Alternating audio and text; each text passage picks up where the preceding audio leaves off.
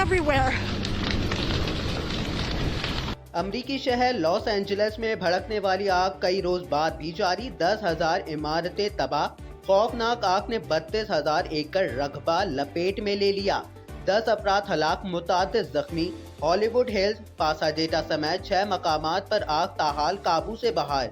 आग से नुकसानात का इब्तिदाई तखमीना 50 अरब डॉलर से जायद। कई हॉलीवुड शख्सियात के घर तबाह।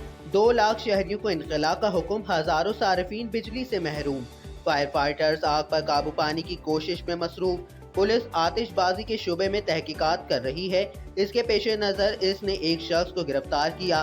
खाली कराई गई इमलाक लूटने के इल्जाम में 20 अफराद पकड़े गए।